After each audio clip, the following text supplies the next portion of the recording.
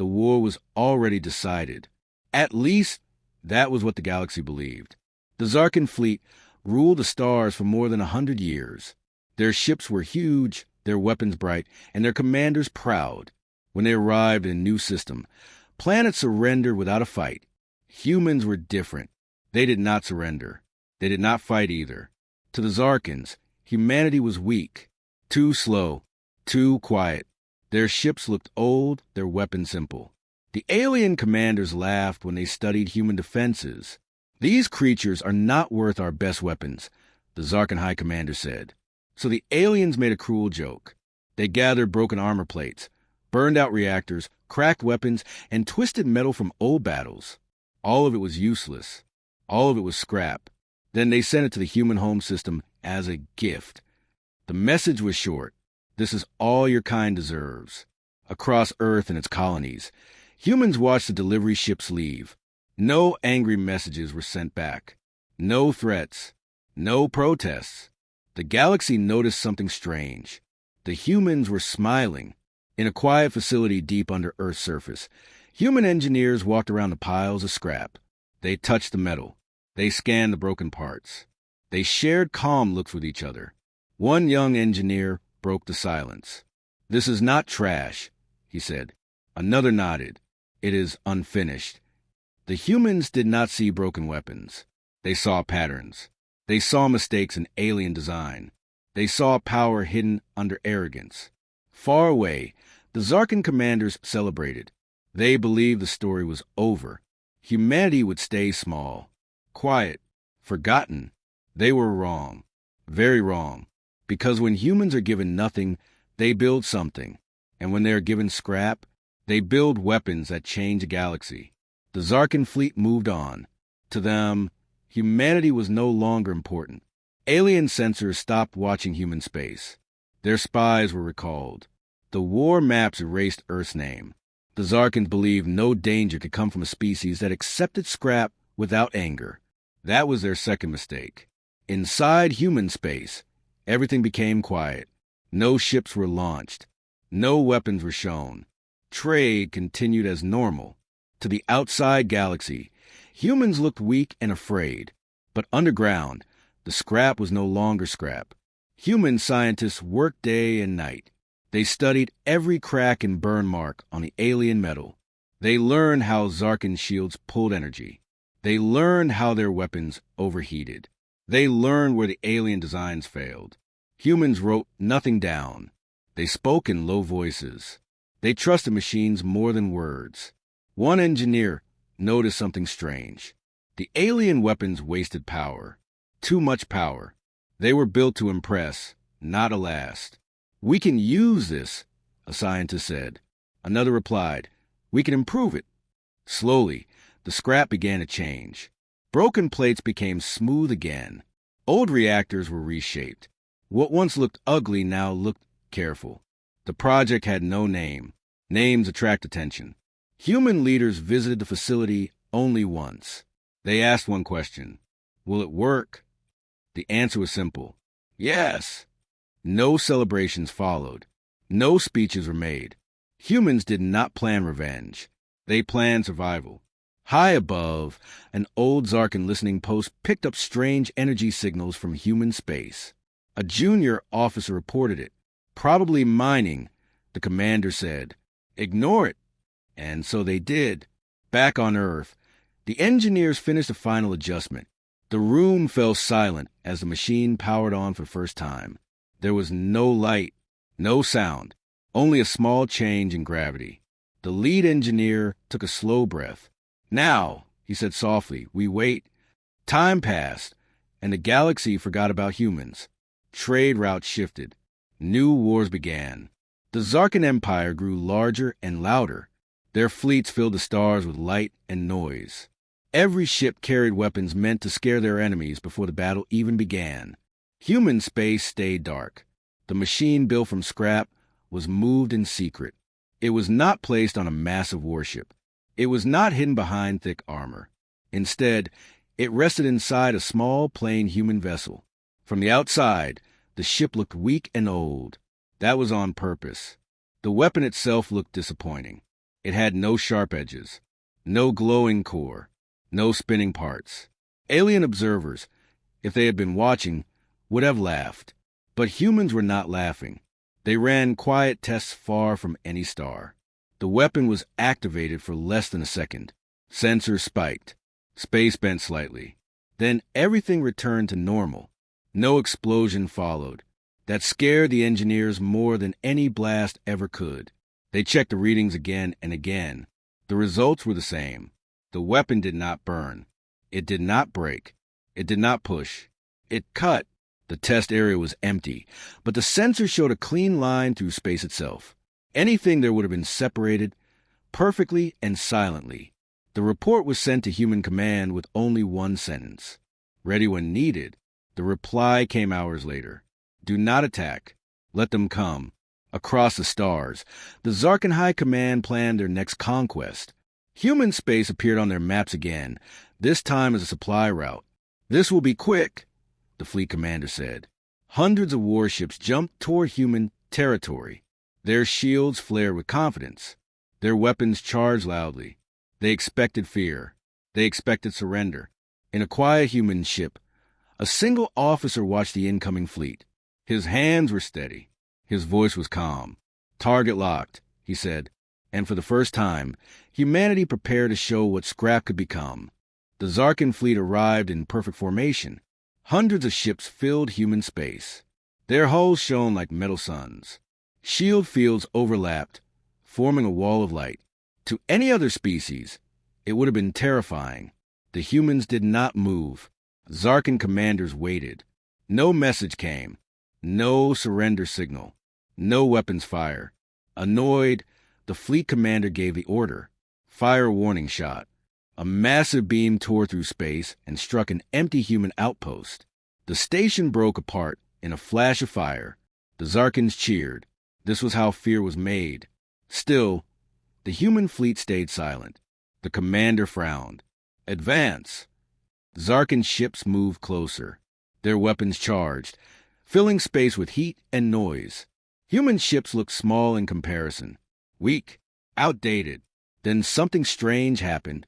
One small human ship drifted forward alone. No escorts. No shield flare. It did not even power up its engines fully. The Zarkan fleet laughed. That ship carries nothing, an officer said. The human ship stopped. Inside, the weapon powered on. There was no flash, no sound, no heat. A thin, invisible line moved forward through space. At first, nothing seemed to happen. Then a Zarkan cruiser split cleanly in two. Not melted, not shattered, just separated. The two halves drifted apart slowly, as if confused. Silence filled the Zarkan command channels. Another ship was cut, then another. Shields failed as if they were not there. Armor offered no resistance. Panic replaced laughter. What weapon is that? The commander shouted. No answer came. The human ship did not chase. It did not rush. It adjusted slightly and fired again. A battleship fell apart. For the first time in centuries, the Zarkan fleet stopped advancing. Fear spread faster than any weapon. Zarkan ships broke formation. Command channels filled with overlapping voices. Orders were given, ignored, repeated. The perfect fleet turned messy and loud. The human weapon fired again. Another invisible line passed through space. 3 ships were cut at once. Their shields flickered, then failed. Hulls separated cleanly, like metal sliced by a perfect blade. Zarkan commanders tried to adapt, redirect shields, increase power, target the small ship. Nothing worked. The weapon did not care about strength or size. It did not push against shields. It did not burn through armor. It simply ignored them. Human ships advanced slowly behind the cutter. They fired only when needed. Each shot was measured, each movement calm. Zarkan weapons roared. Bright beams crossed space. Missiles exploded. Human ships were hit, but their formations held. They had planned for this. A Zarkan destroyer tried to flee. Its engines flared bright as it turned away. The invisible line touched it. The ship stopped existing in one piece. The Zarkan fleet commander stared at the battlefield in silence. His hands shook. "This is not war," he whispered. "This is execution." One by one, Zarkin ships were removed from space. No debris fields. No burning wrecks. Just clean cuts and drifting halves. Only one ship was spared. A small Zarkin scout, badly damaged, sent an open signal. "We surrender," the message said. "Tell us how to stop this." The human response came quickly. "You cannot." The scout was allowed to leave. It jumped away, carrying fear across the stars. When the last Zarkin warship fell silent, the battlefield was quiet again. Human ships stopped. The weapon powered down. The lone Zarkin scout reached home space in silence. Its hull was cracked. Its shield were gone. The crew spoke only when ordered. Fear sat heavy in the ship as it entered the capital system. The Zarkin High Council demanded answers. What weapon did the humans use? One elder asked. The scout commander lowered his head. "We do not know. It did not burn. It did not strike. It erased." The chamber fell quiet. Across the galaxy, the battle spread through whispers, then panic. Traders spoke of fleets cut apart with no explosions. Mercenaries refused contracts near human space. Even ancient empires paused their wars. Humanity sent only one message. It was short. It was calm. Never mistake silence for weakness. No threats followed. No demands. Human ships returned home. The weapon built from scrap was locked away. Not destroyed. Just waiting. Inside human space, life continued as normal. Cities stayed lit. Ships carried cargo. Children learned history, though one new lesson was added. Humans were not the strongest. They were not the loudest. But they learned faster than anyone else. The Zarkin Empire shrank its borders. Their fleets stayed close to home. Their commanders no longer laughed at quiet species. And when alien leaders spoke of humans, they used a new word, dangerous. Not because humans sought war, but because when pushed aside, mocked, or given nothing, they adapted. Somewhere deep under Earth, the scrap vault remained sealed. Engineers walked past it every day. No guards stood nearby. None were needed. The galaxy now understood the truth. When humans are given trash, they do not complain. They do not beg. They do not boast. They build, and the next time someone hands them scrap, the stars will remember what happens next. Continue next part more unique and same 300 words. Black Circle Part 7. The warning NO1 ignored. 300 words third-person simple English. Years passed, but the silence around human space never felt empty. New empires rose and fell. Old alliances broke. Yet one region of the galaxy stayed untouched. Ships changed course before reaching it. Fleets slowed their engines. Even pirates avoided it. Human space was marked differently now.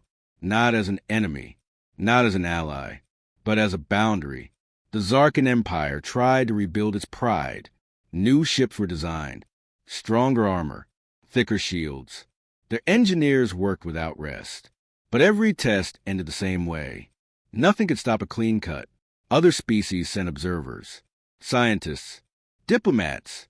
They asked humans many questions. What is your weapon made of? How does it work? Will you use it again? Humans gave no details. Their answer never changed. We hope we won't need to. That answer scared the galaxy more than any threat. In a quiet council chamber far from Earth, alien leaders debated. One young delegate asked a question everyone feared. What if humans turn that weapon on us? An older leader replied, They won't, unless we give them a reason. The room fell silent. Far below Earth's surface, the scrap vault remained unchanged. No lights, no power, just carefully stored metal and machines waiting in patience. A human historian recorded the event for future generations. His final words were simple. They laughed when they gave us scrap. They stopped laughing when they saw what we built. The lesson is not about weapons. It is about respect. Across the stars, that lesson spread faster than any fleet ever could. And for the first time in galactic history, peace was not kept by fear of attack, but by fear of underestimation, because the galaxy now knew one truth. Never give humans scrap and call it mercy. Never mistake quiet for weakness. And never forget, humanity is at its most dangerous when it is ignored. The engineers on Earth watched the feeds without cheering. One of them spoke softly. They will remember now. And the galaxy already was. And across the battlefield, human ships finally began to move. Calmly, carefully, without mercy.